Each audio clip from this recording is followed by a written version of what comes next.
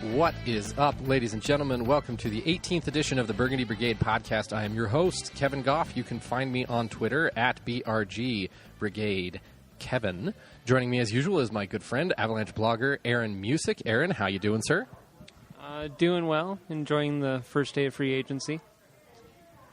It's always a party, that's for sure. And then very special guest, we want to thank Altitude TV's Kyle Keefe for joining us today. Kyle, thank you so much. Really appreciate it. I think you should take off the word special. Let's be honest. No, happy to be here.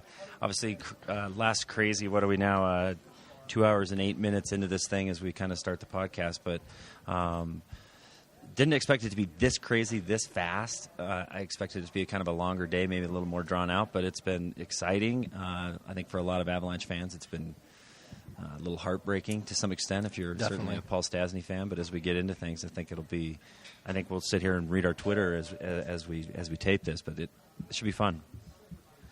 So let's just go ahead and dive right in. We'll start with the first move that the Avs made just before the free agency craziness opened up. We had P.A. Parenteau sent to Montreal and a fifth-round draft pick for Danny Briere. Personally, that's fine. Personally, I'm not a huge. I'm fine with this deal. I view it as kind of a wash. Two guys that kind of had struggles last year, getting a change of scenery and a different chance. I went on a long thing on this about Twitter yesterday, but I like Briere's versatility. He's been a guy who played, I think, on all four lines in Montreal last year at one point. He's got amazing hands. He is shifty as all get out, and he will help our power play. I think this is it's a wash, but it's one that can potentially really help the Avs. I guess I first have to start out with the sort of sentimental point of view, which is being close to the team and getting to know guys personally. Certainly over the years, I was pretty good friends with Johnny Lyles and Ian LaPerriere and certainly P.A. Parenteau, and it's the emotional side is you hate to see a guy go, a guy that you love in the locker room, a guy that's fair to the media, that's always creative and very interactive with us, certainly over at Altitude. So emotionally and sentimentally, I was sad to see P.A. go. I think the writing kind of was on the wall for him towards the end of the playoff run, and the injury certainly didn't help him. He's from Montauk, so it's close to Montreal. I know his family, a lot of his family lives in Montreal, so certainly a good landing spot for him and a spot that I think that he'll be happy at. Montreal's got a great team. They've got a lot of talent, certainly a lot of talent with PK Subban on the blue line, but I think it was a move that probably a lot of people saw coming. I don't know if it was necessarily Montreal that they thought that the deal would come through, but Danny Briere, a proven NHLer, a guy that can put the puck in the back of the net, certainly provides a lot of leadership in the locker room, veteran leadership, a guy that shows up in the playoffs. I know Patrick and Joe obviously liked him, and I think that certainly inside the locker room, it's something that he'll be welcomed with open arms. I see this as kind of the same thing as Mac and Talbot. They traded away Steve Downey and brought in Max Talbot to help the penalty kill. They got a guy who's a veteran in the playoffs. The Avs in Game 7, it was still heartbreaking. They blew 4 leads to lose the game in Game 7. I think Patrick Waugh and Joe Sakic saw that and said, we need to get some playoff experience into this roster to help the guys grow. I mean, you've seen other teams like San Jose and St. Louis. They've got loaded up for the playoffs, but their roster just isn't good enough to compete just because they don't have the experience. They haven't learned how to win in the playoffs. And I just see this as kind of the same thing. I see Daniel Briere as a guy. He's a little older, a little bit like Tanguay. He's had some injury issues, but he's a skill guy. He's got a lot of leadership. He's got a lot of experience, and he's going to score some goals, especially on the power play. He's going to score some goals. Yeah, it'll be interesting to see where he fits in. Certainly line combinations are the big question now. We'll get into Stastny a little bit, but line combinations will now be the interesting part. Where does he fit in? Is he a 12-minute guy? Is he a 15, 16-minute guy? And how much can the legs take? So certainly line combinations will be something that we'll chat about moving forward. And it'll be interesting to see who else they add. I know the Avs are deep into negotiations to get Jarome Iginla on this team, which would be just outstanding. And I think that's the mission of the Avs just improve the defense and get some veteran leadership. Mm-hmm. The funny part I found out with this trade was people complaining about the 5th-round draft pick that went away with it. Yeah. So just for your benefit, folks, I would like to read to you the last 10 5th-round draft picks that the Avalanche had for the last 10 years. Can you pronounce them? Can you pronounce their names? Last year's was Will Butcher. He's going to DU. Michael Clark, who is still in Major Junior. Garrett Muirs, Lake Erie. Troy Witkowski isn't even with the Avalanche anymore. Luke Walker, I think, is in Russia now. Kieran Milan, who I think didn't get qualified. Mark Olver, who went up and down in the lineup and is now in Russia. Paul Carey, who just now saw his first NHL action. 06-05, we didn't have a 5th-round draft pick. In 2004, Richard Demen-Willaume. So that one is who? So let's chill out a little bit about the... Well, and also, I think Mark Rycroft said it better the other day on Twitter. He said, being drafted is nothing more than a glorified way of welcoming you to camp. I mean, how many guys really make it to the NHL in the long run, especially 2nd, 3rd round guys? I mean, you can go back to Chris Drury days when he was, I forget the round he was selected in, but certainly if you're taken in the 2nd, 3rd, 4th round, 5th round, you're going to spend some days in the American Hockey League and or the Western Hockey, wherever, but it's a challenge. So a 5th round pick is, you can pretty much throw that out the window. Yeah, those are all project picks pretty much. Of that list, the only one that I can really see making an impact is Will Butcher. I mean, he looks really good at DU. He looks like another John Lyles. Mm-hmm. But outside of that, I mean, you don't want to give away draft picks willy-nilly. I mean, you definitely don't. I think the Avs maybe hurt themselves giving away a 2nd-round draft pick in this year's draft. But if you're going to make a deal, I think the Avs really wanted to get Parenteau off the books after this year. They wanted that $4 million off the books, and to do that, they had to grease the wheels with a 5th-round draft pick. That's not a lot of grease to get those wheels moving. Yeah, he's only under contract for 1 year, so certainly room to move. That's one of the things people kept bringing up. A lot of people keep bringing up is that eventually the Avalanche are going to have to now pay McKinnon. We're going to pay EJ here pretty soon. I mean, they're addressing this with getting these contracts that expire next season, so that going forward we can take care of the guys that we need to take care of. Well, and that's just the biggest key. I mean, let's be honest. In 2 years, I'd be shocked if Nathan McKinnon is not in the same sentence as Sidney Crosby. I mean, this kid is world class. I mean, we just saw the very outskirts of what he will become and who he is. So, when his payday comes around, you're going to be talking about a guy. I got a feeling that Nathan McKinnon picks up right where he left off in the beginning of the year, and I think he's going to be top 5 in scoring next year. I mean, the sky is the limit with McKinnon. So while it's hard on days like this while you're looking right now at the present, but I can certainly tell you that these guys are looking 2, 3, 4, 5 years down the road at what's best for the franchise in 5 years, not just this year. I mean, the math is unbelievable when you talk about salary cap, and certainly you're looking 2, 3 years down the road when contracts are up. Personally, I'm still reliving the Nathan McKinnon goal on where he broke Jared Spurgeon's ankles. Right. That goal in Game 2 was just... Is that on Vine, beautiful. By the way? Can somebody send that to me on Vine? I'm sure it's in the Hall of Fame already. Yeah. There's got to be a GIF of that out there somewhere. But when it comes to McKinnon, you look at the skill that he has, and then you look at everything that's going on through the league. When they capped the contracts at 7 to 8 years, they took away the front-loaded deals. They negated a whole bunch of the front-loading contracts. So what you're going to see, especially with revenues climbing, is you're going to see the contract numbers start climbing into the $7 million, $8 million, maybe even $9 million for certain players. It's going to start climbing, and the Avs know that. Well, wait, what's going to be interesting is we do this right now. What is Kane and Taves going to sign for? Yeah. I mean, I've heard in the range of 12. That's what I was just about to say, yeah. And the other thing is as you kind of watch the frenzy happening today on TV, you kind of look around and you go, how in the world does Minnesota have cap space? How in the world does St. Louis have cap space? And how some of these contracts are so loaded on the back end or so loaded on the front end that they can do these deals. I still go back to who's the cat in New York, the goaltender from the Islanders that signed that monster, Rick DiPietro. I mean, yeah. What Conoco is he working at right now? It's like that guy is his set. Yeah, I don't know. Oh, mercy. Moving right along. The Avalanche then also signed today Jesse Winchester, 2 years, $900K cap hit. This is a pretty much a fourth line signing, depth forward signing. I don't know too much about him, but it's 2 years, shores up the bottom six. Guy kills penalties and takes face-offs. I mean, sounds like a fine signing to me. Yeah, it's along the Gervais. I don't even know if I'm saying the last name correctly, but it's a learning period for all of us. I mean, if you can do your homework on Wikipedia or HockeyDB.com, we can all see the same numbers. I don't know much about Winchester, certainly.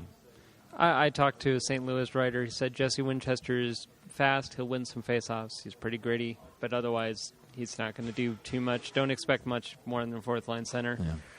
I think it's going to be a competition between him and Marc-Andre Cliche to make it onto the roster.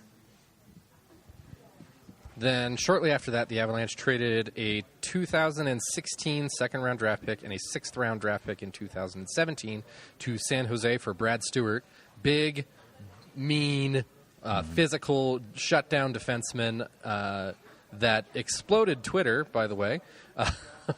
Personally, I have no issue with this. It solidified. We were talking. A lot of people have been talking. We need to shore up the second and third pairing on defense, and this helps do that. And Nick Holden, they just re-signed him to a 3-year deal. Nick Holden, a guy that in the locker room the players love. I mean, they just love him. You cannot wipe the smile off that guy's face. Great locker room guy.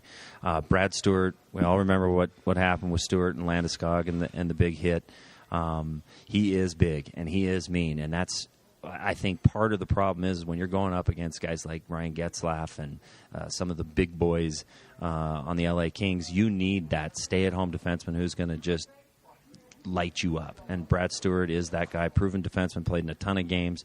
I'm just reading on Twitter that the San Jose Sharks just sent him a very nice note. Again, a 1-year deal. His contract's up. I think it's a $3.6 million deal that he got.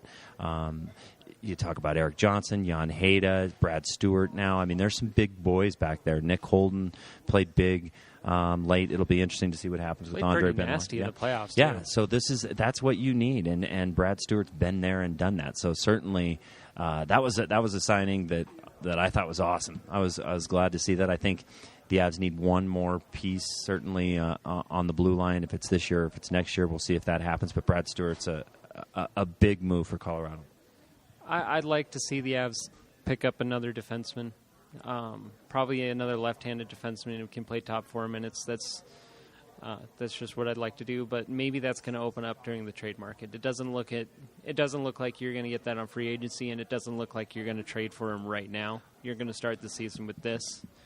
And I like Brad Stewart. You gave up a second-round draft pick in a 2016 draft that's supposed to be like the weakest in like 10 years. Right, and let's be honest, this is not Niedermeyer and this is not Pronger. I mean, these are not. I mean, the highest-paid defenseman, I think, right, or at least for going right now is Matt Niskanen, and he's asking 7 years, $7 million per. And it's Matt Niskanen. We weren't talking about Matt Niskanen in January. I mean, he had a great year, but he's had one great year. But since he's the quote-unquote heavy hitter when it comes to the blue liners right now in NFL or NHL free agency, he can command that kind of money. And do you really want to go 7 years with a guy that's played really well 1 year? Would I love to have him? Yes. But $7 million, $49 million over 7 years is a lot to ask. That's crazy. That's just a contract that has to get bought out at some point because that's insane.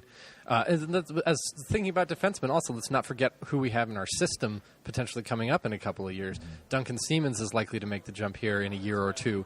Chris Bigras. Chris Bigras, especially. He impressed a lot of people in the organization at training camp last year. Stefan Elliott could come into his own this year. There's Mason Gertson had a pretty good year with the Vancouver Giants. I mean, there's a lot of people with some good potential in the Avs system. Will Butcher. Bigras actually got a higher skating grade than Nathan McKinnon. That's scary to think about. I mean, just think about that. I mean, there's a wealth of talent down there that certainly they can pick and choose from. Do they want these guys to get more experience? They want to get them bigger, all that said and done. But Bigras will be in the NHL before you know it.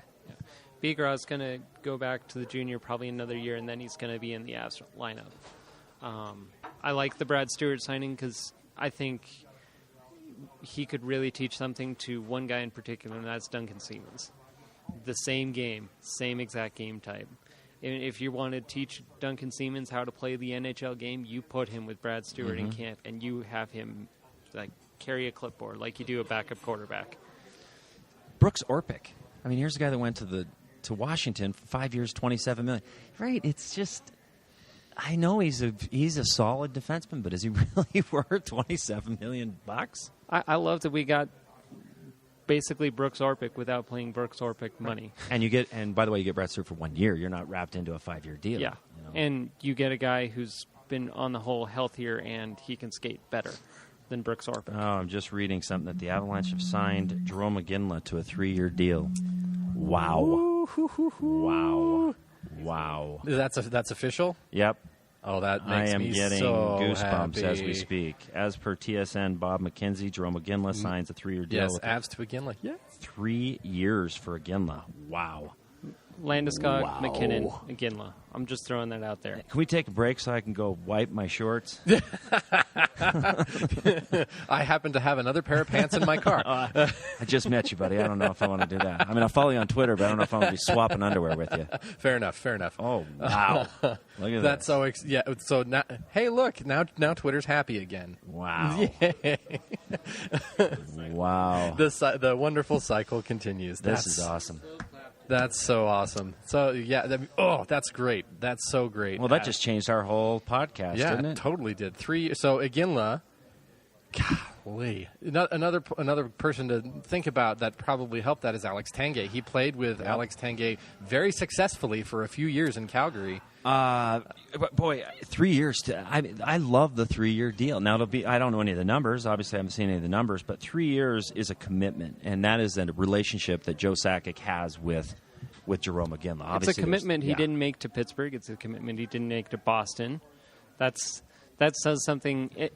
He wouldn't commit to the Avs just because of Sakic. He'd commit to them because of Sakic, convince them of what they're building here. I'm reading a Mark Lazarus. I don't know if you guys find him. The young up-and-coming Avs have now added Danny Briere and Jarome Iginla. Look, this is what this team needs. This is awesome. I mean, look, you look at the Stanley Cup teams in 96 and 2001, and I think it's a great conversation to have who would win that game between the 96 and the 2001 team. How old was Ray Bork? How old was Rob Blake? I mean, they had some guys on that team that have been there and done that. Jarome Iginla, there's not a better place in the world for him to be than right here with all this youth and talent and the experience that he will bring and playing, like you said, his relationship with Tanguay and he scored 30 goals. Didn't he have 31 goals? 30 goals. He had 66 points, I think. Come on. 30 goals, 36 assists. The guy was a beast last year. And, I know a lot of people are saying he's old, blah, blah, blah. The guy knows how to play. He knows where to be. I watched the highlight reel on YouTube of the 30 goals he scored. There were at least 10 of them where he just went and stood right in front of the net, and the puck found him. It just that's what the whole thing that he brings. He doesn't necessarily have to skate light years fast like some of the guys on this team. It's about hockey sense, and this guy has it in spades. I'm tweeting as we're speaking. Go right ahead. Yeah, so am I. Now, if I'm going to play with a line right off the top of my head, here's my first 2 lines. I like Duchesne, O'Reilly, Landeskog, and McKinnon, Tanguay, Iginla. Look at that. Thoughts? I kind of like the idea of Iginla and Landeskog just clearing all the space for McKinnon to skate through everyone. I like the combinations. I also like the idea of Briere feeding Iginla on the power play. That looks pretty sexy. Tanguay up on the point. There's a lot of options on offense that the Avs have right now. Boy, it's funny as you talk about career power forwards in the game. Right off the top, I think of David Backes. Just that big body. The guy. Iggy will fight too. He's still. He's 37, but he'll throw down and he's tough. But in the when you talk about power forwards, Jarome Iginla is in that conversation. He is the definition of a guy that can score goals, that isn't afraid to get dirty in the corners, and just 3 years, so he'll be done when he's 40. I think this is a great signing for the Avalanche. I think this is something that they had to do, make a big splash. If this isn't the biggest sign, certainly you can talk about Paul Stastny to St. Louis, but this is a nice recovery by Colorado. $5.5 million, I think, is the cap hit for Jarome Iginla. What does he make in a year? I don't see it on the breakdown just yet. Never. Sorry, I'm sorry. Iginla cap hit is 5.3. He makes 5.5 the first 2 years and then 5 in the third year. Okay. And he also plays a bit of the same game as Stastny, a bit of that defense leadership, a bit of that, he walks softly, carries a big stick, that kind of thing. In the locker room, he's really respected. I just love this signing all over. Where does that leave us cap space? I mean, where do you have the numbers in front of you? I'm not sure if you have I want to the say it leaves us at least like 10 million or so. 10 million. At the very least, we got tons. Yeah, we had 20 million at the start of the day. There you go. Boy, so now you just start adding up things. You talk about Brad Stewart and all the experience he brings, a solid defenseman. Briere, the playoff experience, a guy that scores big goals, timely goals. Jarome Iginla, immediately, just the name recognition. I mean, I'm not even talking about the player, but just when you say Jarome Iginla, don't think for a second that the people in Boston aren't just puking all over themselves right now, wishing that they weren't up against that $69 million cap. I think they're at 67. They had no way of signing him. But look, it was down to Colorado, Vancouver, and Tampa Bay. And that is the power of 19. That's the power of Joe Sakic going to work for Colorado Avalanche fans, and that's impressive that they did that. Here's a tweet from Eric Goodman, Mile High Sports Radio, says the Avalanche building around an incredibly deep core who've yet to reach their potential with Iginla and Brad Stewart. Smarter than signing $28 million for Stastny. I'd agree. Yeah, $7 million is a lot. Again, I like Paulie. He did a lot here. It's definitely a tough decision, but I mean, $7 million is a lot. Yeah, and I also love to see the Avs are getting older. Come on, give me a break. Look, you got to have these guys in your lineup. The Avs are getting older. They're officially buying razors now. Right. Yeah, there you go. Great point. And look, you can't just have a locker room full of 20-year-olds. You have to have guys the leadership that he will bring. I don't know if you guys ever talked with Jarome Iginla, but he is fantastic. I mean, he's first class. I mean, he listens to your questions. He looks you in the eye. He gets it. He's been around the league. Part of the reason that he loved Boston so much was because the travel schedule. Those guys barely have to go anywhere. Totally. They take a train or half the time. But for him to be lured to Colorado, I mean, that's front office magic at its best. And kudos to Patrick and Joe. I was totally going to say something, and it just jumped right out of my head. 3 years, $16 million for Iginla. Yeah, everyone seems to be really happy right now. That's fantastic. Even Bob McKenzie saying that is a scary good team right now. I'm looking at I love when people start talking about lines. Now they're talking O'Reilly, Duchesne, Iginla, Landeskog, McKinnon, Tangay. You don't forget Tangay. I mean, he's got gas left in the tank. I mean, he was injured a lot of this year. I saw Alex a couple times this summer already play golf with him, and the recovery's going nicely.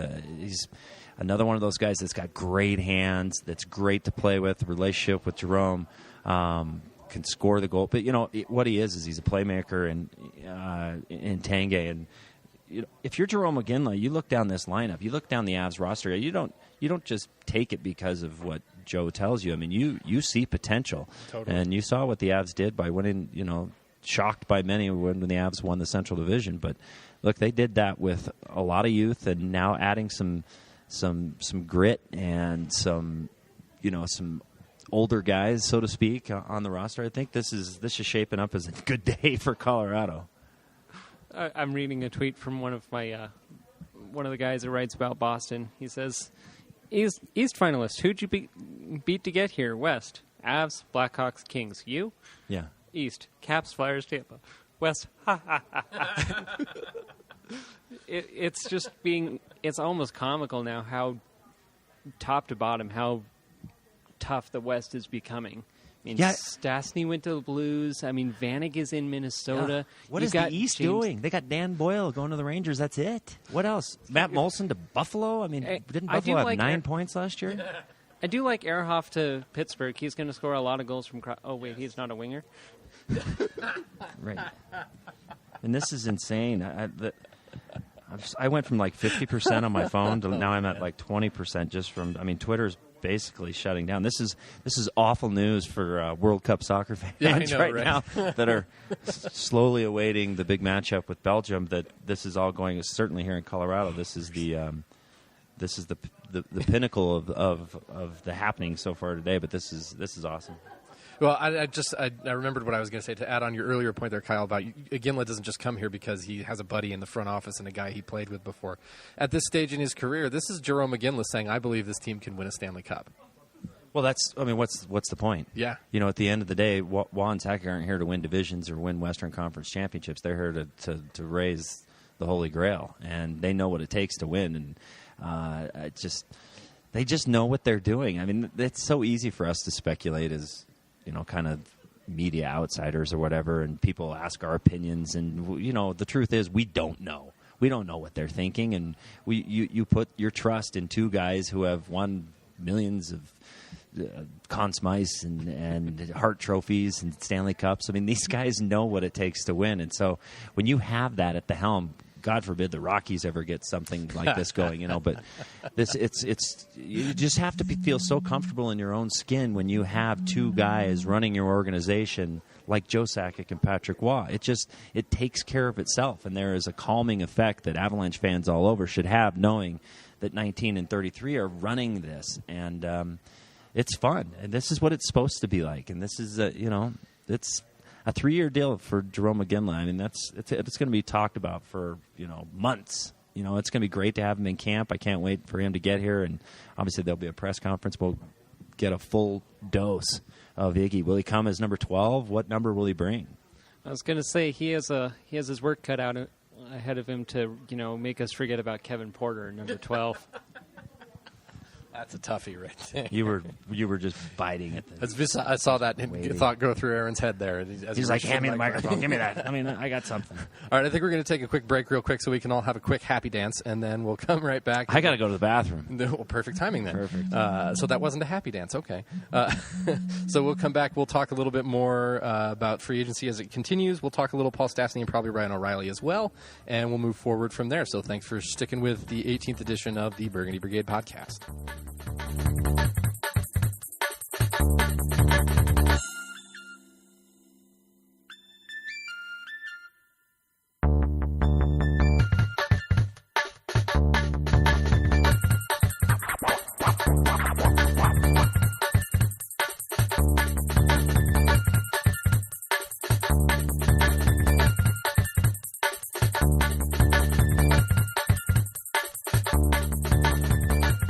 Welcome back to the 18th edition of the Burgundy Brigade Podcast. Before we jump back into things, again, I just want to let everyone know that if you're looking for some spectacular fan merchandise about Colorado teams, your place is 5280shirtshop.com. James Hernandez is a local guy, loves his Denver sports, and he has you covered from the Broncos to the Avalanche to the Rapids. This guy has all your popular designs: Captain Landy, Mighty Matt, into your Broncos, Demarius Prime, all the excellent things. Check him out. Follow him on Twitter at 5280shirtshop, and check out the website 5280shirtshop.com. So, the big negative, I mean, we just had a big, awesome, happy dance positive with Jarome Iginla coming by here. And I guess the big negative thing, and I don't think anybody would argue it, is the loss of Paul Stastny. It's really tough to swallow, especially when he had such a good season and such a solid playoff run. Yeah, it stinks to see him go. He goes to St. Louis for 4 years at $7 million on a cap hit. He also has a full no trade clause in this contract, which is a lot. A lot. So I guess as we saw this tweeted out today per Andy Strickland, he says he took less money and less term to go to St. Louis, which says something about what he was being offered. So at the same time as going, God, that sucks, it also kind of makes me go, well, gosh, I'm also glad that we're not going to be stuck with a contract like that. Let me go back to the emotional side again real quick. Paul, another one of those guys that I've been friends with ever since he's been here. Love him. Great personal guy, great locker room guy. I saw a tweet from Gabe Landeskog earlier today that said, he's sad you called him a friend, and a teammate, and that's, you go back to the locker room chemistry, and it's, unfortunately, it is the business. This is the business, and this, it may not be popular with fans. Don't think for a second the Avs didn't want to keep him, but, $7 million a year is a lot of money. So, were there other suitors out there? I heard Buffalo. I heard Edmonton. You were talking about Nashville possibly. Paul's not stupid. I mean, St. Louis is a good team. I mean, they're right there. I mean, they missed it. If it had not been for a couple of miscues by Ryan Miller, maybe it's the St. Louis Blues and the New York Rangers. Who knows? The Kings were a lot to face, but St. Louis has a good team. Paul has ties there. He's good friends with Osh and Backus, and certainly Kevin Shattenkirk. So it's a good fit for him. Congratulations to Paul. Certainly going to rub Avalanche fans the wrong way because you never want to lose a superstar. But this is the business, and this is I keep coming back to the Jarome Iginla. People in Boston right now are puking. It's the same thing. So it's give and take, and get Jarome at a great deal, and Paul gets a great deal. Good for him. He's getting married, and I think the Avalanche organization would congratulate him and thank him for his time well spent here. He was terrific to have, but it's a business. Yeah, it really is a business decision. It sucks. I liked Paul Stastny. He was a great guy. He did a lot of things that were really understated. He did a lot of things that just went under the radar, but he did them so well that I think we'll notice. I think he noticed a little bit more this season when he was out of the lineup how different it was. I remember a game in St. Louis where Stastny couldn't go and the Avs got blown out because they just, even with Duchesne, even with McKinnon, Stastny brought something that was unique. And it was tough, but I think if the Avs were to pay him $7 million, that would have been. You've got Stastny at $7 million. You've got Landeskog at $5.5 million. You got Duchesne at $6 million. And then you've got McKinnon, who's probably going to be maybe up to. You got to figure at least $8 million, and then work down from there if you need to. That's just how you budget your team. And if you're going to do that, you see the Minnesota Wild. They have 4 players making $34 million. That's half their cap. And now Vanek. And that's including Vanek. Okay, yeah. But I get, but as good as those two are, and I'm assuming you're talking about the guy in the blue line and Parise up front. Who's the guy in the blue line? Suter. Suter, yeah. That's just, again, you're getting into weird numbers that just don't belong in any sport. I mean, $100 million between $200 million between two players? Between the two of them. It was like 198 or something between two guys for 12 years. Yeah, yeah.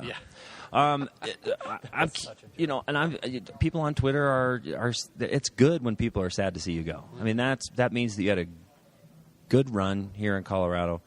You made a business decision, and you're going to stick with it. Now it makes it really interesting when we're going to see the St. Louis Blues a lot. Yeah, hopefully we only get them 5 times this year as opposed to the 6.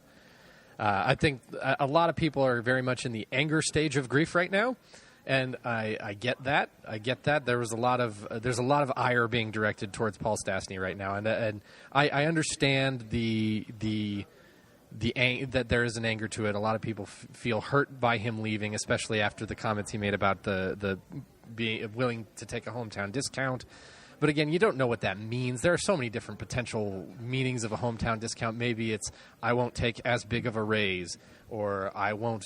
It's not necessarily I will cut my paycheck by a third to stay. Think of it this way: Talbot, Mitchell, Duchesne, potentially O'Reilly, McKinnon.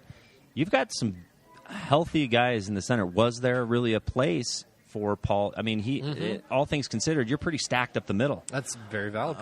So it's a two-way street. You got to look at it from an organizational standpoint. You got to look at it from a personal standpoint. And again, he's just going to turn 29, I think, in a couple of months. This was his big contract, and he took advantage of it, and good for him. Yeah. But the Avs still up the middle are pretty salty. And again, you just added Jarome Iginla on the wing, so things got better in a hurry. Definitely. Brad Stewart, absolutely. Mm-hmm. And they're not done. I mean, they're who knows what can happen between now and whenever. And any more solids to take. He's now playing for Kent Hitchcock, and we all know Hitchcock teams lose in the first round of the playoffs. That's just what they do. Mm-hmm. So, I will take offense to that just because Dallas in the 90s was one of the 3 best teams. It was just unfortunate the 2 other best teams were the Avs and the West. Dallas got a lot better this year, too. Yeah, Dallas got Spezza. They picked up Hemsky. You got Sagan and Spezza. Now you got Hemsky and Spezza, and Sagan and Ben. So and the West got a lot better. And you have Kari Lehtinen still back there. Yeah, He's one of the most for a lot, understated goaltenders. Yeah. It's a good fantasy goalie. I had him for a while. Yeah, and so you've got, at least in the Avs division, you've got Chicago, who's just Chicago, even though they've missed out on all of the centers this year that they really wanted. Poor Shea Weber in Nashville. He's just like, can someone score goals besides me? I'm not supposed to lead every offensive category as a blue liner, right? Victor Stahlberg scores like what, tens of goals every year? Yeah, tens of goals.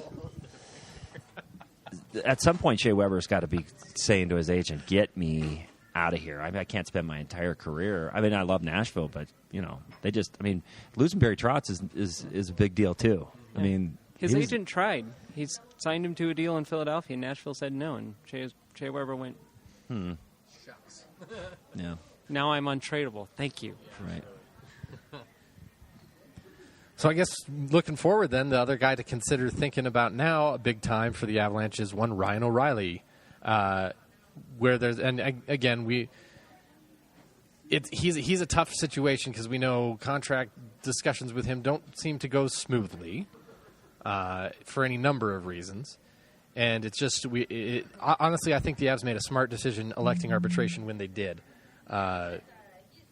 Which I think was the last day for them to do so. But it's a smart business move for them. Now rather than letting things drag out potentially to December, as things did in the lockout shortened season, this will be over long before that. Long before that. And I don't think either side wants to go to arbitration. It's smart of the Avalanche to protect themselves and a very, very valuable asset in Ryan O'Reilly. And just got to sit down and get things done. I think after the craziness of the first year, and now that we know, of course, what's happened with Paul Stastny, things are going to get moving. That's my feeling. Maybe and with all due respect to everybody on that team, it's hard to say hardest working or most talented, but if you go to the rink on any given Tuesday in between road trips, you watch Ryan O'Reilly. Literally the cliche, last guy off the ice. I mean, it applies to him. I mean, he does some wicked stuff on the ice once everybody else is off. He will line up goals and make crazy mazes and do these incredible trick shots so he can go high corner, top post in between two goals. And his work ethic is awesome. Again, another guy that they love in the locker room, loves hockey. It's easy to be an athlete, whether you're a professional football player or baseball or hockey or whatever. When you love what you do, you can tell. I mean, I can tell that Ryan O'Reilly loves nothing more than playing hockey, and that is a great attribute. And certainly, this is something that the Avs want to get done, something that Ryan O'Reilly wants to get done, and hopefully they can do that. And 90 will be here for a long time. And one of the things, I actually really like this move because I think it actually made things a little simpler for the Avs in the offseason. What the Avs did is they qualified him. They set arbitrations so the teams, if they wanted to do an offer sheet, had to sign him within the first 5 days. And for the amount of money that he'd have to make in that, that's a very rash decision that teams would have to make, and especially going into the draft that's going to be really strong. I think Sakic is looking at that, and they're looking at teams that are like, they're not going to part with 2015 draft picks, not a first rounder at least, to get O'Reilly. I just don't think they're going to do it. And what they can do is they then pointed their emphasis towards Stastny to try and get him re-signed. I mean, they worked really hard on a Stastny deal that just didn't get through, and so now they get to go through and they get to sit down with Ryan O'Reilly and they get to talk out a deal and they put him off to the side and they get to talk a deal where there's nothing else going on. They can take their time. They can actually really talk this out and get a good long-term deal hammered out. I'd love to see him get the max 8 years. I think that's something that could easily be worked out. We haven't really seen the Avalanche in the past really ever give guys terms much longer than 5 years. I'm having a tough time thinking of anybody that ever really did. But if you're going to do it for a guy, I would be a guy like Ryan O'Reilly. Avalanche signed defenseman Zach Redmond to a 2-year, $1.5 million contract. That's another depth defenseman. I just looked at some numbers on Mile High Hockey. He played in the Winnipeg organization last year, had 10 NHL games. So it's a depth. He's been in there for the past couple of years. 10 NHL games, 18 total in the last couple of seasons. Big guy, 6'2", 205, 25 years old. So not a bad signing. Adding a little bit more depth to the blue line right there. Or to Lake Erie. That's really what that is. He played on the St. John team that went into the playoffs. Lake Erie needs some help. That's what that is. Injuries. It's also somebody gets injured. It's a good call-up. Yep. Got some NHL experience there. Let's see. What were the other? What's the worst deal been signed so far? I just saw something on Twitter that said Niskanen has a 6 or 7 year, like $7 million offer on the table from San Jose and/or Washington. Insane. Well, again, San Jose, until San Jose lets go of this dream that Joe Thornton and Patrick Marleau are going to bring them a cup, there has to be some sort of restructuring, because we've been there, done that for I don't know how many years, 5-6 years. We've seen the Sharks crumble, and maybe none worse than this year with the 3-0 lead on the Kings and just no show. So while I understand getting defensemen, they lost Brad Stewart to the Avalanche. You're going to lock yourself into another 7-year deal with a guy that's really had one good year. So is it a stretch to go out and pay a guy $49 million and get him attached to an organization for a long-term deal where I think you have a lot of question marks up front? I had read somewhere earlier today that Joe Thornton was on the block at some point, and Joe said no. He wanted to stay. So I think San Jose is in a bit of a pickle when it comes to just these long-term deals they can keep signing these guys to. I think the worst one by far is Brooks Orpik to Washington. $27 million. $27 million, 5 years for a guy who's worn down considerably the past 3 years. He's played a lot of hockey. He's wearing down. He's starting to get injured. That's not the time to go in deep with a lot of money, especially for a team in Nashville that needs a lot of help on defense. I'm actually going to disagree with you. I'm going to say the worst deal was Christian Ehrhoff to the Pittsburgh Penguins, and only because it's a 1-year deal. If I'm Christian Ehrhoff, I want 3, 4. I mean, granted, you play with Crosby and Malkin. That's great. But a 1-year deal on a guy that I thought could command 5. I think he's going to show him what he can really do. But he better. And he's going to go for a or you long miss out term. on the boat. Oh, yeah. You get injured, anything happens this year, all of a sudden you're backpedaling come 2015. Yeah, and maybe he just wanted to go to a better situation that wasn't Buffalo.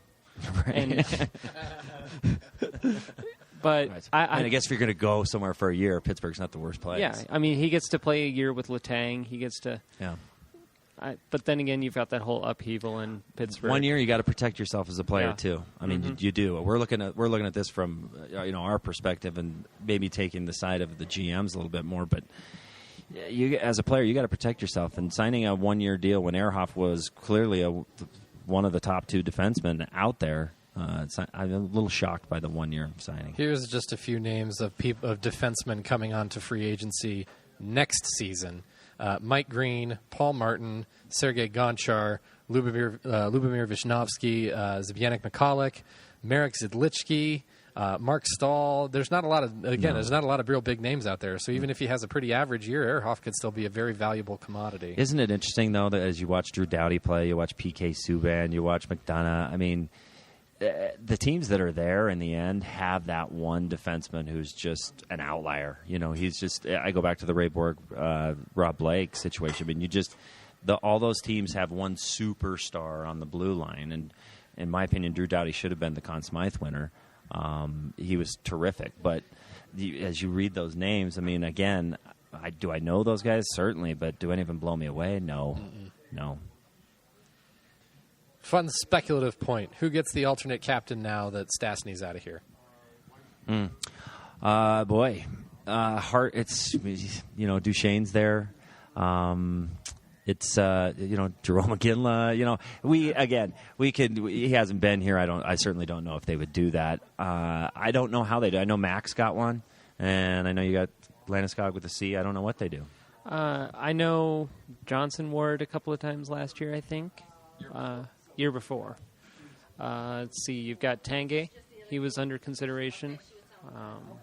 You've got Duchesne. It's a good problem. Obviously. Isn't this a good problem? Yeah. O'Reilly could get it.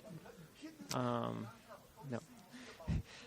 But, I mean, it would just be interesting to see who all gets it. You've got a lot of really good, solid core leadership on the team. Yeah, I would. You know what? This is going to be an interesting. I would look forward to the Avalanche coming out with a. There'll certainly be a press conference now with Jarome coming here. So what is today? Tuesday.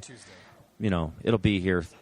I can't do it on the 4th of July. Maybe they do it, tomorrow or whatever. But the dynamic changes when you bring in someone like Jarome Iginla, and I just can't stress enough, even as a broadcaster. I mean, the guy's a legend. I mean, he is a legend, and it's almost like win one for Ray. I mean, there will be a big push. I mean, all Jarome Iginla wants to do is win a Stanley Cup. He was with the Boston Bruins.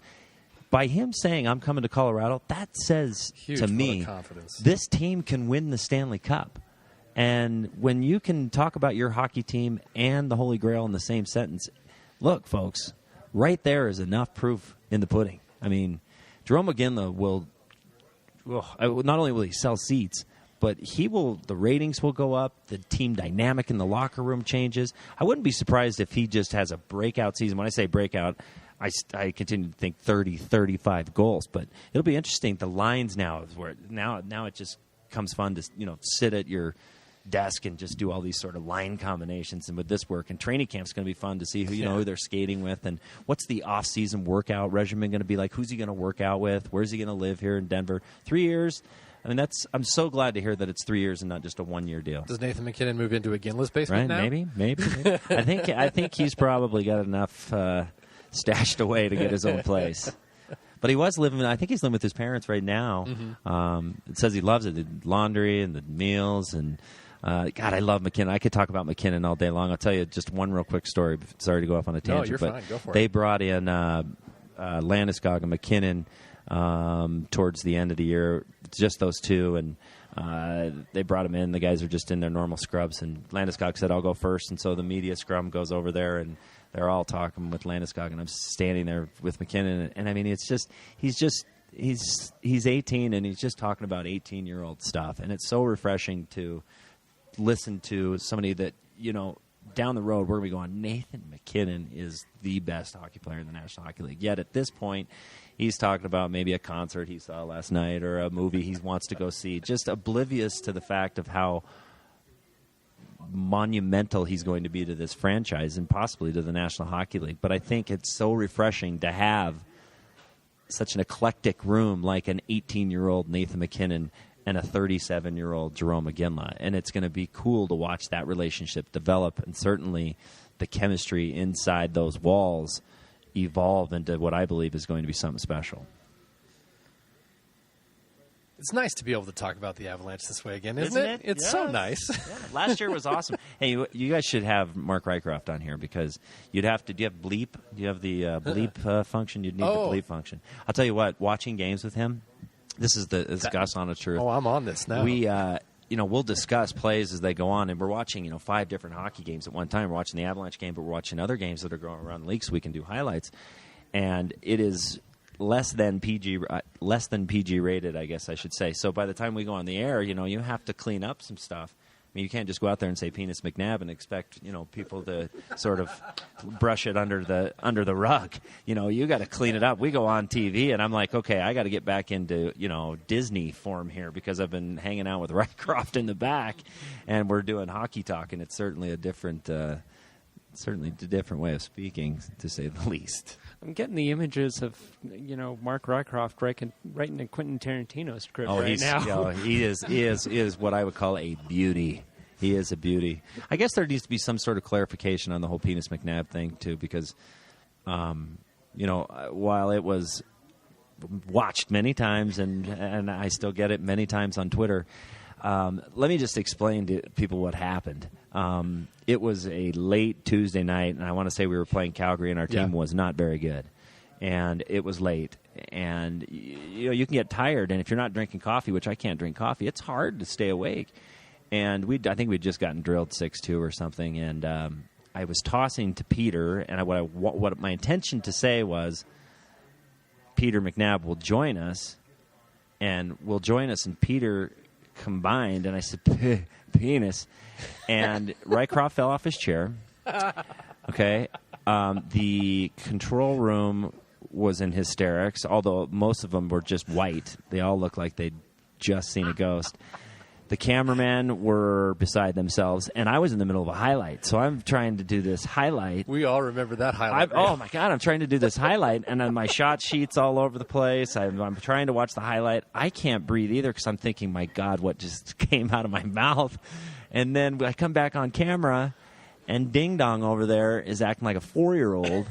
And I'm like, will you please just talk for a second so I can also regain my composure? And he said, oh, I'm so sorry. I don't even know what he's sorry we're acting like idiots. And the more he it's like farting in church. Totally. You can't stop. You can't stop. And then I go, Peter comes on. I'm like, Peter, can you please save us? And his classic line was, look, I've been called much worse. Yeah. So it will live in infamy for sure, but certainly something I like to fall back. I didn't intend to say it, but it was a good moment in a season that we struggled a little bit with. I think Rycroft was on 104.3 The Fan the other day and said whenever he has a bad day, he goes and finds that clip on YouTube. Yeah, I do too, and I don't watch it for me. There's nothing funny about me. It's all Rycroft. It's me just trying to gather myself with literally, someone that's drunk. I mean, it was like hanging out with a drunk person. It was like, please, can you take the reins for a second while I try and get back to planet Earth? And no, it was not happening. You should try it sometime. Say something really stupid in front of millions of fans and then recover. I don't have enough fans, but I say stupid things all the time. So No. Ask my wife. I have that moment all the time on Twitter. Today I said I wanted Marc-Andre Cliche off the active sister instead of the roster. So I swipe text just fails me all the time. What you guys are Twitter guys. What? So you send out a tweet that you're like, ooh, I regret that. When you delete it, does it come off everyone's account? How quickly can a delete be? It doesn't disappear for good. Like people will see it still. Like if they retweeted it, their retweet will stick sometimes. That's why you've just Uh-huh. Very fast. I know.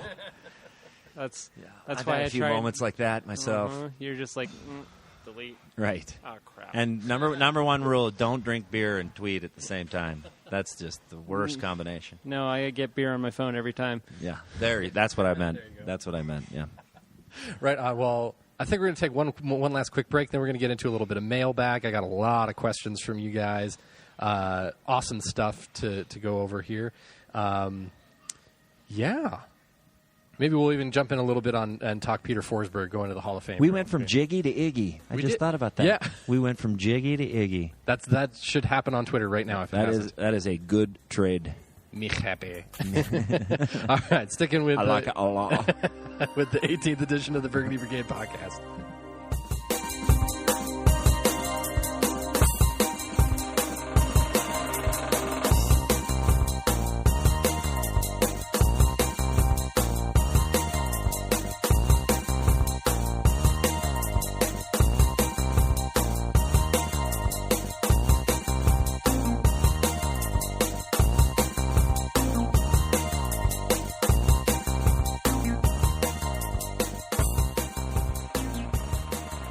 All right, thanks for sticking with us on the 18th edition of the Burgundy Brigade Podcast. We're having a good time with Aaron Music and Kyle Keefe joining us from Altitude TV. We got a lot of questions for Mailbag to go over here. A lot of them basically around the team, and some of them just some folks had some questions specifically for Mr. Keefe. Perfect. Right here. Far away. First one comes from Jeff Fair. That's at Avalanche Jeff. He says, "What is your favorite segment that you've done with an Avalanche player?" Immediately it comes to Ian LaPerriere picking up garbage on the back of a waste management truck. That was awesome. We were on a crazy route, and Ian was full he was all hands on deck and talking to people and picking up trash. And we worked. I mean, it wasn't just like a showmanship, but we weren't just playing to the camera. NHL Network picked up on it, and that was kind of the beginning of, a lot of teams around the National Hockey League at that point didn't have interaction with players. And so it was kind of cool because we were kind of the launching pad for these are some of the cool things you can do with players if you have the right relationship. And part of doing that is getting trust from the guys and building trust with them and saying, look, we're here to make you look good. But by the same token, fans know the numbers. They know the stats. They want to know more about you, and they want to see you act like us. And so that was kind of that was the first one with Ian was picking up trash, and it's sort of gone from there. We've done skydiving and hot dog eating contests and whatever, but it's that's the first one that comes to mind. I must say, I do love that. I love seeing hockey players as humans. Yeah. Especially in the Twitter age, we tend to see them as numbers quantified to everything. And we forget sometimes that they are people. Right. There are people that just go around looking to get autographs from them, and we forget just that they're people. That they have their own moods and emotions, and they have their likes, dislikes. There's like Paul Stastny. He was so uncomfortable with me. He was just shy. Well, and let's be honest, they get tired of the same questions. I mean, they're asked the same questions over and over and over in every city, and that's the beauty of something like Kyle Keefe, where it's a really excited reporter who's talking to a hockey player for the first time, and it's like, do you like hockey? Do you like hockey? You play really good last night. I like when you skate too. You skate fast. You're a fast skater. Do you have a puck? Can I get my picture with you? And it's the uncomfortable nature, and it's beautiful to see those guys. You don't tell them what you're doing. The first time I went in there as Kyle Keefe, they were like, well, this guy needs to be fired right away. But that's, it's sort of that, curveball to them, so that's not the same monotonous, just boring question. And so it is, I like that fans can relate to it. And look, there are people out there that are haters that hate that. They're like, give me a break. That guy's a joke. And to them, I say, well, see ya. But, I think you have to keep it fun. It's sports, right? It's hockey. You got to have fun. And these guys, look, they go through an 82 grind season. They want to have some fun, too. Yeah, and just going off both of those, not just the numbers, but the sound bites. They get asked the same questions, and they answer them all the same way. Oh, we got this. Every you can think of any hockey player, and they've all started off a question with, oh, for sure. Oh, for sure. Oh, all of these things. And you get the same, you get the same thing from it. It's nice. Yeah. It's really cool to see them relax and be a person. Yeah. Just like you said, I think one of my favorite ones came from this year with Landy's costume Disney. Oh, yeah. That was very popular. That was very scary. I mean, he's a trooper. I mean, he just, he shows up and just soaks up. That's why it's so cool that he's the captain, because he's like, yeah, I'll do it. What else? Yep, I'll do that. Yep, awesome. Yep. And he does it with class and style, and he has fun, and he's himself, and it's, some of those shorts he was wearing, I mean, come on. Making Eric Estrada jealous. There you go. Next question comes from Ryan at RyanAir225 says, do you think the Avs can win the Central Division again? If not, where do you see them finishing? Can I answer that in one answer? Absolutely. Yes. I mean, yes, absolutely. And just some of the happenings today. Look, you needed a big, strong, stay-at-home defenseman. You got that. You made a huge splash with Jarome Iginla. You got some veteran experience with Briere. Look, it's the hardest division in hockey. There is no, I don't care if you're East Coast biased or not, there is not a tougher division than the Central Division. And all due respect to the San Jose Sharks and the Anaheim Ducks and the LA Kings. This is the hardest division. Minnesota is good. Chicago is good. Colorado is good. Everybody has their own arguments, but at the end of the day, the Central Division is the hardest. Can they win it? Yes. Will they? I don't think it will matter. I think the Avs, at the end of the day, will be one of the teams to make it from the West. Beautiful. I'm right along with you. We can. Will it be another record-setting franchise year? Probably not. But those don't come around every year. Yeah. I thought 92, 94 points would make it. Yeah. It didn't. You needed. I think you needed 98 or 100 points to make it. I mean, it was crazy. The West. That's why all the players are going to the West. West is best. There you go.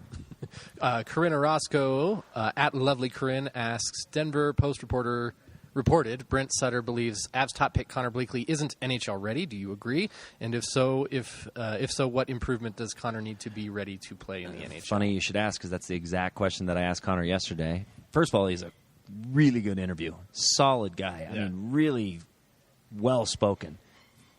What is he, 17, 18? He's 18, yeah. Really well-spoken. Big guy. He's got a big back. I mean, you can just tell he's going to be a big guy in the NHL. He said, he knows he's probably not ready, but sure, he's going to go give it a shot and see what happens in camp. But I asked him, and he said his strength or his speed and his willingness to sort of sniff out dirty pucks. But he needs to improve on everything, and he knows that. 23, I mean, it was when O'Reilly, what was O'Reilly, 33, 34? I forget what pick O'Reilly was, but he was like third in the second round. Yeah, it's not very often that you're the 23rd pick that you make a roster, and certainly looking at the Avs roster, there's probably not a very good chance that Connor. But you will see him. You will see Chris Begraw. You will see Duncan Siemens. You will see a lot of these guys. But this is a great problem. But no, I don't see Connor Bleakley making the team. Yeah. I love Connor Bleakley. He reminds me a lot of Jared Stoll. Size, everything. His game, very similar. But if you rush him, you're going to ruin him. And I think if you take your time, he'll be a really good third-line center for the Avs. Most definitely. Yeah. The big thing with him, I remember having conversations with a few people this season who said we shouldn't have kept McKinnon up. They should have sent him back down. I'd like to give me their number. Yeah, really, Crazy John. Calder. Sorry. And to me, it's the question of, is there still a benefit to send him back down to that league? For McKinnon, there was no benefit. He had been there, done it, dominated it. There was no real extra benefit to sending him down there. With Bleakley, there's still development that can be made in his game. There's still improvement that we can see. So I'm with Aaron. You don't need to rush him. If he comes into camp and lights it on fire, then so be it. Who is the guy in Tampa Bay Drouin? Yeah, I mean, so there's a perfect example. Mm-hmm. Stamkos goes down. You think, well, we're going to see Jonathan Drouin. You never do. Mm-hmm. I mean, he's small, but they never brought him up. Now, is that? I think that's actually structured. They sent him down to junior earlier, so they're not allowed to bring him back up. But that was decided long before the season. Yeah. They didn't even want that option. Right. But I mean, he was the third pick, if I'm not mistaken, right? So apples to oranges, but 23rd pick, third pick, you would almost expect someone like Nail Yakupov. Look, he was supposed to come in here and light it up, and he did not. I mean, he was a bit of a disappointment. So there's something to be said about, going down there and hanging. Some of the best times that those guys have are in juniors and playing in the Western Hockey League or the American Hockey League or whatever.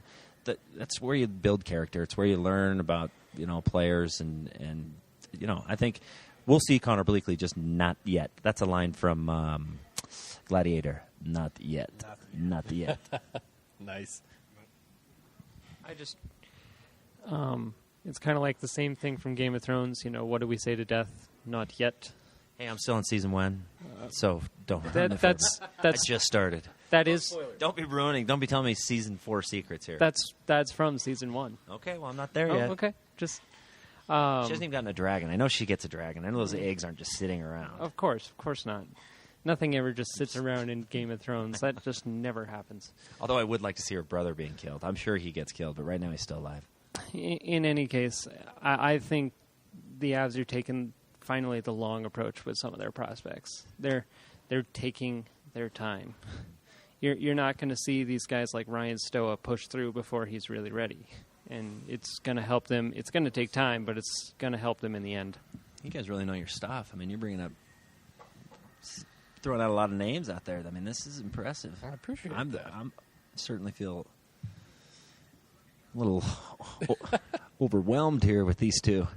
Follow these guys on Twitter, by the way. These guys, I follow them. I don't always like. It was like the best day. It was like the best day of my life when Kyle Keefe tweets out, "You guys really need to follow this guy." That was awesome. I was like, "Did this just happen?" I learned stuff from you guys. Look, I use Twitter the same as you guys do. I mean, I'm not. You guys know, just as much as I do. I just have the inside track on a lot of this stuff, whereas you guys know your stuff, and I love to follow you guys.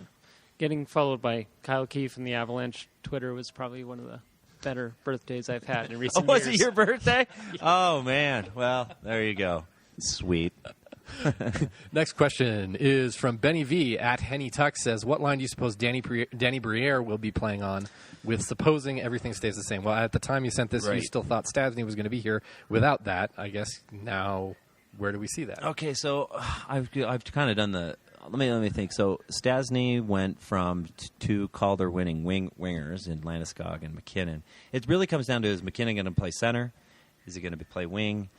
What's the O'Reilly situation? I mean, there's so many things. My best guess would be he's going to play on the third line with McGinn and Mitchell. Maybe. Is it a fourth line thing? Is it a Talbot thing? He's certainly going to play power play. But, the whole Iginla changes, it's really hard to sort of figure out. It's all about chemistry. I mean, he could play second line. I don't know. But 12, 15 minutes seems like the number for him. So that seems more like a third line, kind of fourth line role type player. But certainly a guy that can score, and you need scoring from your third and fourth lines. Definitely. You said Jamie McGinn. I completely forgot him when considering line combinations. And people keep throwing out line combinations without Tanguay. And there's a lot of things to choose from. John Mitchell, hey, he was We terrific. missed him in the playoffs. He was time. awesome. And you always think top two lines. Well, John Mitchell could be a second-line center on probably 12, 15 teams in the National Hockey League. Scoring depth was a huge problem in the playoffs. Yep. I mean, pretty much everything came from that McKinnon, Landeskog, Stastny thing. It wasn't until like Game 5 where someone other than those top lines were scoring things. Yep. So this is a big positive. Let's see. Matt Powell at Burgundy Blue asks, what was the top moment of this past season, in your opinion, for the Avalanche? Well, it's hard to go without the ankle breaker. That was awesome. Sweet. Some of my best moments, Varley. I mean, let's not forget that Varlamov was the MVP of this team. Beast. And every single guy in the locker room will tell you the same thing. I mean, finished fourth in MVP voting. Right. So, Varlamov, but I when I think of this season, it will always come down to Game 1 and Patrick, hitting the glass. I mean, that is the moment that set the tone.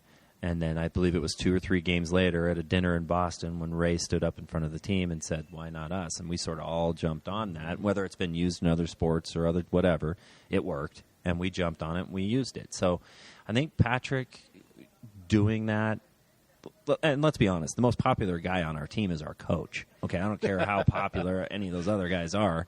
Patrick Waugh is Patrick Waugh. Yeah. So when he did that, I mean, I don't care where you were, or if you're a hockey fan, you heard about it. You wanted to see it, and you were sort of like, is this going to happen every night? Now, it never happened again, but I think that sort of set the tone. So to answer your question, it would have to be Game 1, Anaheim, Patrick Waugh, no glass in my face. For me, mine was the game where we clinched the playoff spot against San Jose. I was at that game, and that just the environment in the Pepsi Center was... It was like the old days again. People were on their feet, screaming. It was just electric, and it was like a huge celebration of how far the team had come in just a season. And I can't wait for more moments like that. Mm-hmm. I mean, this is a testament to the season. I can't think of my favorite play. I mean, the McKinnon one stands out not just because of the play, but the play before it where Parise hit him and then just stepped over him. McKinnon was ticked off. He was angry. And he made Parise pay because he deked him first, and then he went off to score the goal. Pretty good play. Also, we forget about Landeskog on dressing Ovechkin. That was a pretty good goal. That was glorious. And Ovi was getting it. I mean, he was in Pep Center, and he was getting it from the fans. Yep. There was the magic of Duchesne and O'Reilly the past year. They found each other on the ice. I mean, O'Reilly scored 30 goals last year, 27 of them from, I'm counting the playoffs as well. And I think 27 of them came with him on Duchesne's line. I mean, those two were good. I mean, there are just so many moments. Nick Holden emerging as a power play threat. But when we're talking about moment, I mean, come on. You remember when Patrick hit the glass. Yeah. I mean, we all do. I also remember... And so does Anaheim. If I were to pick one that really stood out, just for the pressure it put on, Eric Johnson saving that puck on the goal line. Game Game 1. Perfect. There you go. JT Nutt at JT the Nut asks, what's going on with Tyson Barrie? As far as recovery, I'm assuming that's what he's talking about. Tyson is going to be 100%. I mean, this question's easy. The contract. That too. That'll get done. It's all speculation right now. I mean, I don't have the inside scoop. None of us do. That'll get done. The rehab, Tyson will be 100%. I mean, he's a huge part of this team. Yeah, I'm looking forward to seeing what he does with a full season this year. Yep. Cheryl Bradley from Mile High Hockey, good friend of the Burgundy Brigade. She follow her at Cheryl C. Bradley. I do follow Cheryl Bradley, as a matter of fact. Excellent. I do, yeah. She asks, who picks out your attire for the shows because they do a great job. They do. Well, thank you, Cheryl. It's me. Unfortunately, I can't get Rycroft on the same boat because I think when he does it, he's either drunk or in a dark closet. I pick out my own clothes, and I don't have as many options as Mark. He's got a bit more of a bankroll than I do, but I got to compete. I don't do the what are the pocket squares like Riker does. I think I have 5 suits: blue, black, brown, gray. But a bunch of shirts and a bunch of different ties. But look, when you got to compete with the likes of Don Cherry's little brother, you got to come in hot. I mean, he shows up sometimes, and I'm like, what were you doing today, and how fast did you have to get dressed? Because that, my friend, does not work. But it does work because his personality is so, it's so awesome. He can do that. But and all of his stuff is top notch, by the way. That is not junk clothes. They're really nice clothes. Just some of the combinations are a little questionable. A little questionable. Oh, man. That's awesome. Vitor, sorry, Vitor, if I mispronounce your last name, Rezege says this. He's concerned with the goalie situation, not with Varley. He's worried that with Jiggy hanging up the skates, Barra won't be solid enough as a backup. Is there anybody else that you can see the Avs going after to help between the pipes? Yeah, that's a great question. Have we read anything about Marty Brodeur going anywhere? Part of me wants to believe he's going to go to St. Louis because St. Louis has nothing. Yeah, they're dangerous. It's dangerous for them. It was a bit of a pipe dream for me to think that Patrick would bring back Marty Brodeur. The whole Brodeur thing. I don't think it's going to happen. Reto Berra just needs time, and that's Francois Allaire. I mean, guy that did wonders with Semyon Varlamov. I mean, look at the turnaround he had in just a year's time. So. The biggest concern should not be backup goaltending. Varley's going to get 62 games probably. Mm-hmm. So you just want Barra to come along. I think they drafted a goalie as well. They did. They got a couple good guys down in the system. You guys would know more about them certainly than me. I'd be asking you. But, Reto Berra is a big dude. I mean, he's 6'11" on skates, I think. So just give him time. But Varley's the guy for now. I don't focus too much on backup goaltending. Yeah. I mean, you can almost look at the backup position as a little bit of a position that might actually be up for a battle at training camp. Because we've seen Sami Adekalio a couple times in the last couple of years. He had a rough game against Tampa this time around. But I remember he looked really solid in training camp. He just looked relaxed, very solid in his positioning. The only thing I worry about with Sammy is his glove hand. He's always held it kind of low. And I remember I watched a couple Lake Erie games where he just got sniped on his glove. And what was Semyon Varlamov's biggest improvement? Glove, I mean, it went up 5 inches, and it changed the world. I mean, when you start playing with confidence, it's a fickle thing with goaltenders. Any goaltender will tell you. I wasn't a goaltender, but you get hot and you start building confidence, and it's just a matter of time, I think, for Reto Berra and Francois Allaire to sort of build that chemistry. It'll be interesting. I don't remember the name of the guy, the free agent from. I forget what league he was, but it was a European league that came over. It'd be interesting to see him, too. Roman Will. Yes. That guy. And Calvin Pickard. You don't know what's going to happen with Pickard, too. He's got another guy that's loaded with potential who might come in and just overtake someone. We just don't know. We actually answered Paul, good buddy Paul, Kahuna_2010 asked how many games we see Varley playing this year. Yeah, 62 to 66, yeah. I mean, and I remember when Patrick was playing, they always made a huge deal. Patrick says, I will play no more than 66 games because I want to be fresh for a playoff run. Mm-hmm. And that's going to see the same thing there with Varley. Yep. Ryan Ayres back. He says, how many goals do you see John Mitchell tallying this year? It's all about playing time. It's all about staying healthy. It's all about, how much they're going to use him on special teams. I think he's kind of a 15 kind of guy. Mm-hmm. That's not really his role, is not goal scoring, but it's, setting up plays through the middle, winning face-offs. If you can get 15 from a guy like him, that is awesome. First-class guy. Again, he's super smart.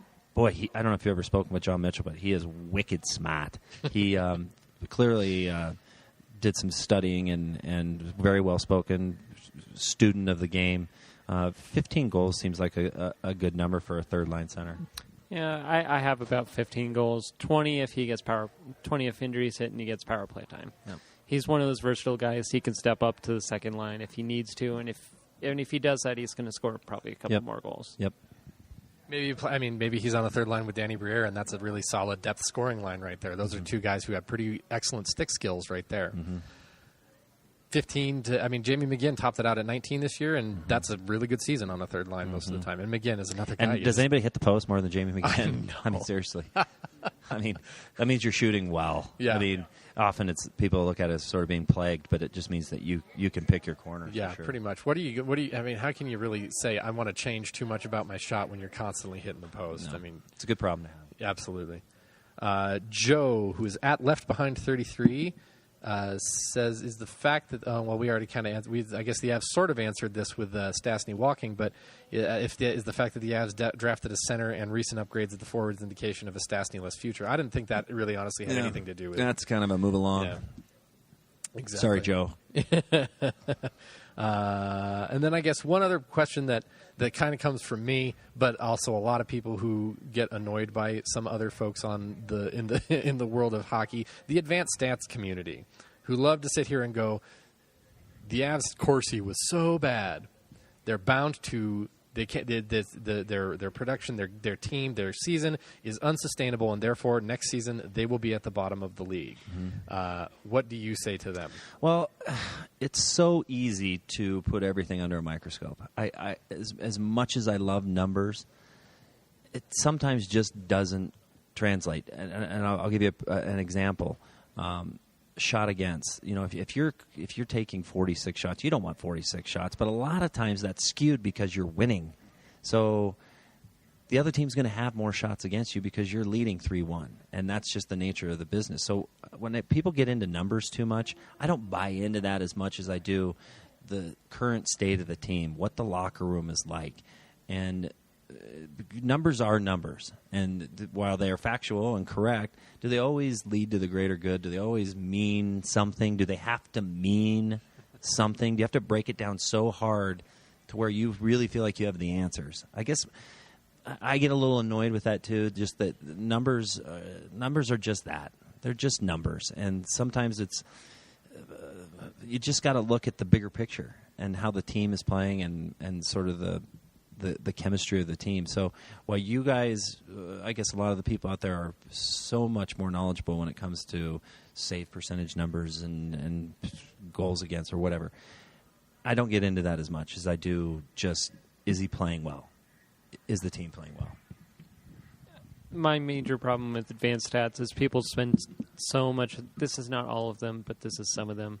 They spend some of their time all on their computer looking at the stats. They don't watch the game, and there are things you miss in hockey if you don't watch it. You miss the little touch passes. You miss the little hit that leads to a goal. You miss the little minutia that makes hockey the sport that I really love to watch. And there's one problem I do have with advanced statistics. It doesn't measure quality shots. You could take a shot from center ice and have it count as the same scoring chances versus shots on goal. Yeah, Patrick will tell you every night he doesn't care if they have 35 shots on net or on goal, rather than if they have 6 good quality scoring chances. So there's a huge difference. Absolutely. That breath of fresh air. Yeah, unfortunately. But I feel you with all the numbers. It's overwhelming. It's to sit there and, like you said, do we need to look so much at this? It's almost the Oakland A's sort of thinking, that you can build a team strictly by numbers. And while it did work, it's just not that case a lot of times in hockey. And there's a place for it. There's something to be said for it. But you're not going to sit here and tell me that a team is good or bad because their Fenwick is average. Yeah. I don't buy into that. No, I do not buy into that. It has its use, but I don't use it to determine everything. Precisely. Well, there you go. Perfect. Let's see here. Only other thing I guess to mention is the Peter Forsberg going into the Hall of Fame. Yeah. I bring him back. Peter Forsberg is my all-time favorite player ever. Yep. Rob Blake, too. I bring it, but again, I love Peter Forsberg. Mm-hmm. Peter Forsberg is my guy. First jersey I ever owned. First hockey player I was ever obsessed with as a younger man. I mean, this was an exciting thing for me. How much interaction did you get with Peter Forsberg? A lot. I mean, I had a lot. I don't know how many people know, but I started with the team in 1995 as an intern. So I've been there almost 19 years now. Wow. So I've seen just about everyone come through those doors, and I've been pretty lucky to have pretty good access to the guys. Peter is one of those guys that soft-spoken, but very well liked. I think Peter's best attribute, which is not, this goes out to all the stat people, this is not a stat, but the aggressive nature of playing on the puck when he had the puck. He was so difficult to take off the puck, and his best move was not any dangle or anything he did stick handling wise. It was always in the corner. Somebody would rush him, and he would put a 225 defenseman on his butt, and it would just be awesome. And I can't imagine playing against somebody that is so physical yet so dynamic. It's a rare combination to see somebody with such great hands and such great hockey IQ that could be such a physical force. Peter is, Joe Sakic and Peter are in the same conversation, but Peter just had that special, unique quality and had those eyes that the girls loved and the videographers loved, and he just had that killer instinct. And he's certainly one of a kind. I don't know if we'll ever see anyone quite like Peter. You have a favorite Forsberg moment? Forsberg at one point, this is not a highlight, but against the Edmonton Oilers, I want to say in 90 maybe. Yeah, or maybe it was not 90, 2000, I want to say. It was, he held the puck for 55 seconds in the Oilers zone. And it will never go down as a highlight, but there was no one to pass to, and I mean, maybe it was a line change, maybe it was 2 line changes, I don't know, but he held the puck for 50 seconds, and it was unbelievable. It had to be late 90s because John Kelly, who now does the call for the St. Louis Blues, I believe, was just beside himself, what is going on? But it's, you won't see it on SportsCenter, certainly not SportsCenter, they don't talk hockey anymore, but it was just amazing to watch somebody control a game and literally, nearly a minute of play just by pure skill. I remember that. I remember that vividly. And when I saw, it was either last year or 2 years ago, that Duchesne did the same thing. He went around the zone 3 full times. And, through defensemen, around the net. And I got chills because it looked just like it. And it's not like they're saying, oh, let me see how long I can hold on the puck. They're literally looking for an opening while dodging defensemen and forwards and trying not to get the play scooting the other way. It's an incredible thing that you're taking upon yourself to do that, because if you lose the puck, and then you're going to be sitting for a little bit. Yeah. It just gave me chills because I remember that. Yeah. It might have been the same game, but mine is a moment much like that. I think it was against Edmonton too. It was in Edmonton. Forsberg had the puck, was controlling it, had his back to the net, and someone was trying to get it from him, and he just couldn't. He said, "Screw this!" And he gave him tried to bear hug him a couple times against the wall. And this is just the perfect, I think, explanation of Forsberg's career in a whole. Forsberg elbows him straight in the jaw. No call. No call. Yeah. No call. A guy stumbles back, looks at the ref, mad as hell, runs right up and slashes Forsberg on the back of his leg. 2 minutes. Takes a penalty. Yep. The goal in Florida off the back of the post, that's iconic. We've seen it 1,000 times. Oh, yeah. It wasn't necessarily but the eye-hand coordination is just, it's mind-boggling. Unbelievable. So that was just a fun thing I wanted to bring up. Yeah. Yay, Peter Forsberg. Rob Blake, too, Hockey Hall of Fame. Yep. So how many Avs is that in there now? We got Forsberg, Sakic, Waugh, Ray Bourque, Rob Blake. Goulet, or is Goulet in there? Mm-hmm. Or are we going back? Are we I guess just that's Avs? back to you got to go Stastny. Nordique Yeah, you got too, to. You guys should know this. Stastny, Goulet. I don't know how far back I can go. Google. Yeah. Excellent. And God, I can't. Pat Quinn, Pat Burns, which the coach. Pat Burns just died, didn't Pat Burns just die? Yeah. I think it's Pat Burns named to the Hall of Fame. I'm mixing up Pat Burns and, but it was good to see that. It's. I'm looking it up. Now right we're losing our podcasters, as everybody. I don't have a computer in front of me like these guys do. It's just good to see that honor bestowed on that coach. Yeah. He really deserved it. Yeah.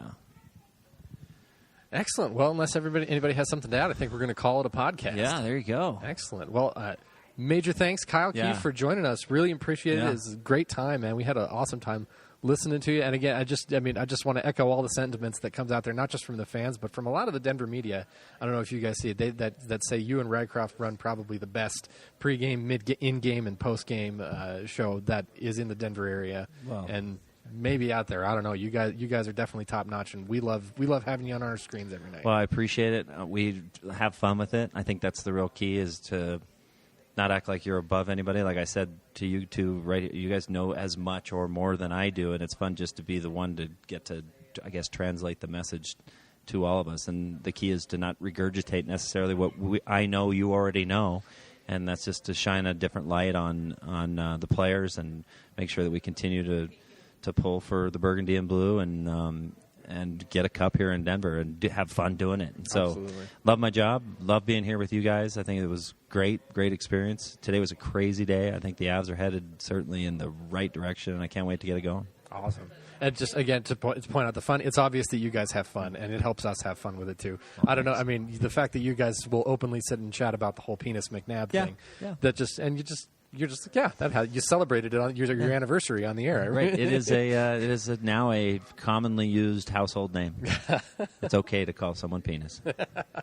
And even McNab is fine with it, too. I remember first game of the year. Well, it's better than I got called last year. There you go. So, again, Aaron, thanks for joining me again. As usual, love having you around, my friend. Thank you for having me, and thank you so much, Kyle, for joining us. Absolutely. It's a true honor. My pleasure. Had a blast. Anytime we can talk hockey, the better. Let's make sure that the boys do their part now, and let's have fun with this season. If you're fool enough to not be following Kyle Keefe on Twitter, follow him. Kyle, give him your handle there. I think it's at Kyle Keefe TV. Okay, Yeah. Sweet.